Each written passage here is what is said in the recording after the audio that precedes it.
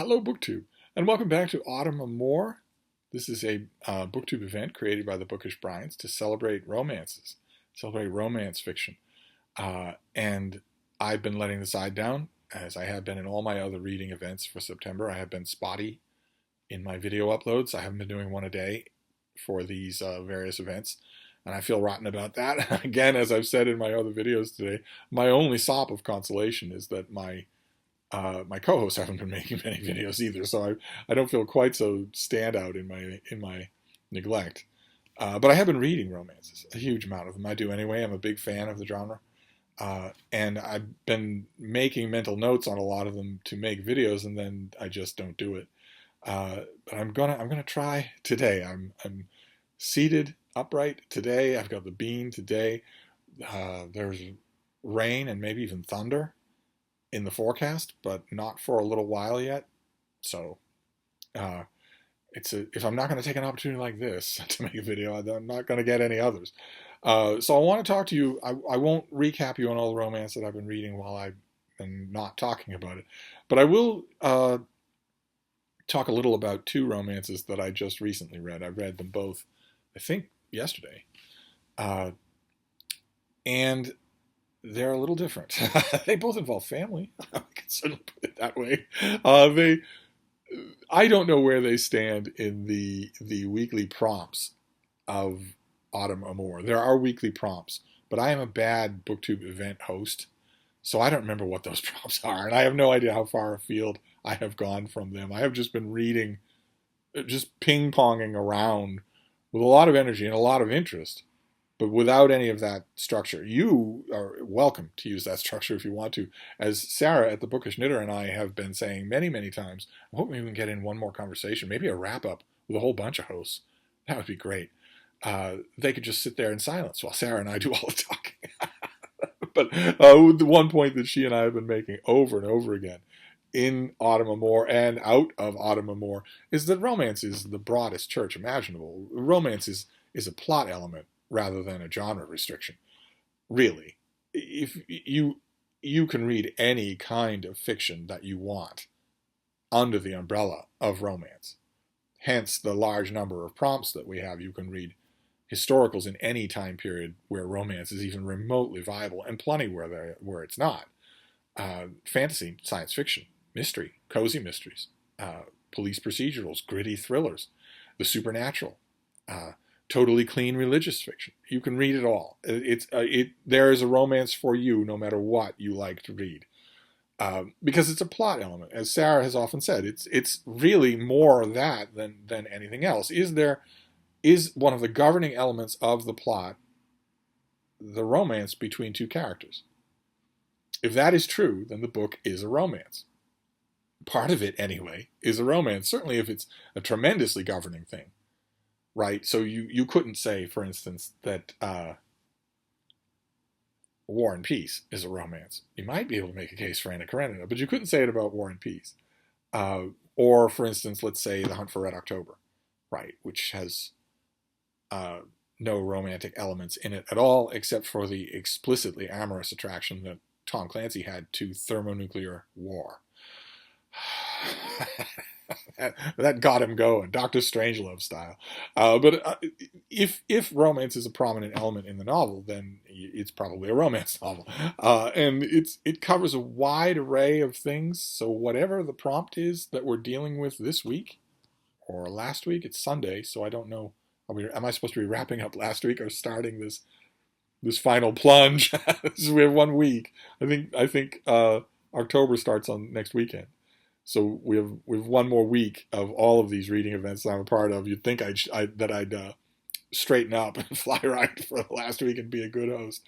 But I have two romances to talk to you about that are they're slightly different. Let's deal with the first one. The first one is the type of thing that we have seen before, both in Autumn Amour with me and outside of this event, and that is a location romance, where a large part of what's going on is the location. Love blossoms everywhere. It can make a garden out of a prison cell, of course, but nevertheless, in a lot of romance series, they'll take place in the same place. There'll be a cove or a chalet or something like that. And you eventually get to know everyone in the town. You eventually get to know the landmarks and the rhythms and the political concerns. And gradually you are getting to know the love affairs of the town. And one of the draws, one of the attractions to such a thing is that feeling of starting to get to know the location, starting to feel like a local. I think the book that I'm going to talk about, the first book, is the first in a series. It's Lake in the Clouds, Colorado, is the location. Lake in the Clouds is the name of the town, and it's The Getaway by Emily March. I think this might be part one in a series. They will often look just like this. The cover design will often be just like this. There's always comfy clothing. There's always a dock. There's always big floppy hats. There's usually a chalet of some kind. Here it's well in the distance. This is the story of a middle-aged woman named Genevieve Prentice, whose children have left home. She has done her bit. She has seen them off out into the world. And she decides in the spur of the moment to liquidize her assets, sell her property, and go with her sister, I'm assuming that's these two on the cover, to Lake in the Clouds, Colorado, to sort of renovate a chalet, a big getaway kind of house, to renovate it, make it a project, get involved, and involve themselves in a completely different life, shake themselves out of their rut, which is really well done. It's really, really well invitingly written. As we learn all about Genevieve, it's rare for a romance novel, at least the ones I've read, to have a protagonist who is Genevieve's age. She's twice as old as the usual protagonist in a romance novel, and it's done well. You feel that you don't. She doesn't feel like you're just being told that this 25-year-old is actually twice that age. It feels like you're dealing with someone who has texture, who has dints and dings, and that's very refreshing. And that's done really well. And when she gets to Lake in the Clouds, Colorado, she encounters the last thing that she expected. One of her kids, her son Jake, is also in town and also ends up working on this chalet, the Getaway. And he has a tangled romantic relationship with one of the young women in the town. And that tangled relationship with that young woman in the town is the closest that this book comes to a standard romance plot. And it's done well. I liked it. But for me, by far the best, the most enchanting part of this book was the relationship between mother and son. I believed it. It felt really well done. I could easily have, no romance author worth their salt will ever give you this, but I could easily have read this book without any of the typical romance goings on. I could easily have read it as just, Sarah calls it chick lit, women's fiction. I could easily have read it without that, without the romance elements at all. There's plenty here to do. Emily March, she has this great setup. It's a great premise. It's a great little pitch. And she also has a couple of great characters, but she knows better than to rely on that. She throws in a plot wrench right around the 1/4 mark that isn't fake. It isn't tacked on. It needs to be addressed. And it works really well. I won't say how it's addressed or what it is because it comes out of nowhere, relatively out of nowhere. But I enjoyed this tremendously. I'll have to double check whether or not this is the first in a series.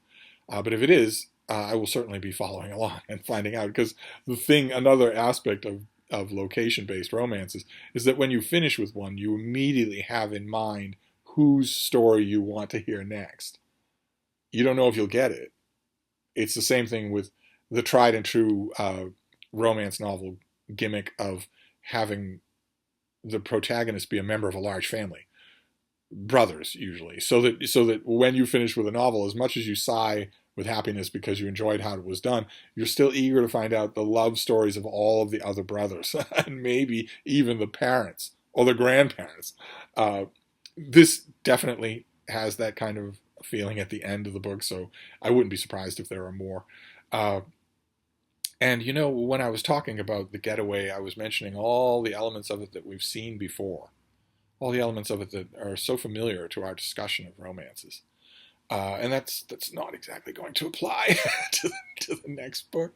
One of you sent me an ebook. One of you apparently thought that I was not being adventurous enough in my romance reading with my foray into tentacle romance. So one of you sent me something even less presentable than tentacle romance.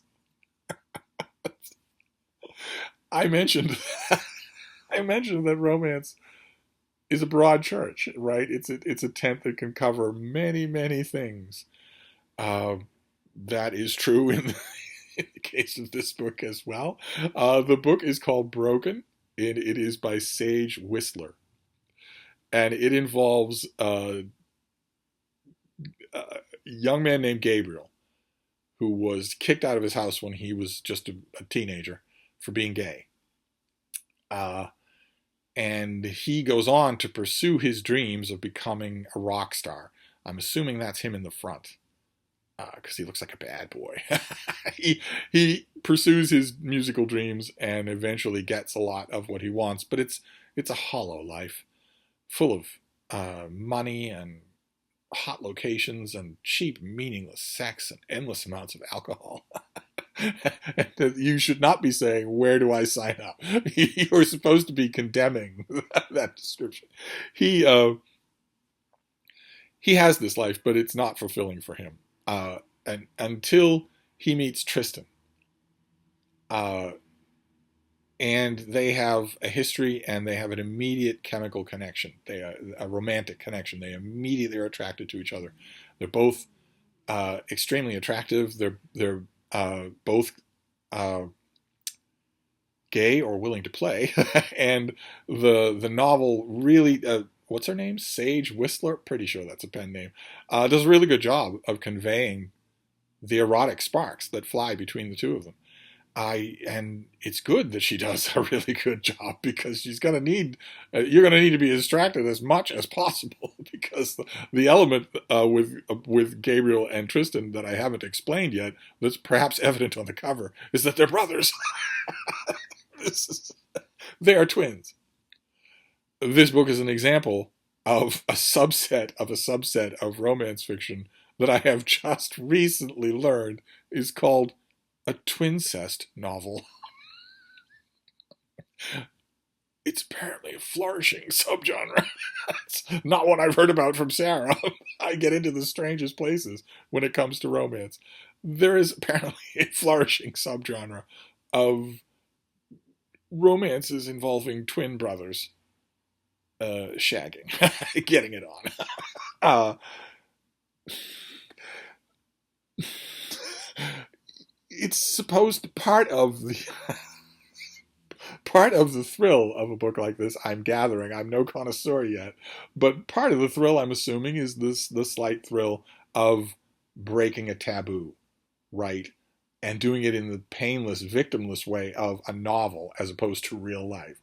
I would be willing to bet, in fact, it's sort of alluded to it late in this book, that this is also a victimless crime. That if you discard the idea of some sort of morality and just stick to a societal prohibition, there is no societal prohibition, because no babies with birth defects are going to result. Instead, it's just weird. The thrill of combating taboos, I imagine, animates twincest novels quite a bit. There are elements here that flirt with the unhealthy in a way that I have noticed, for instance, in a lot of other subsets of romance.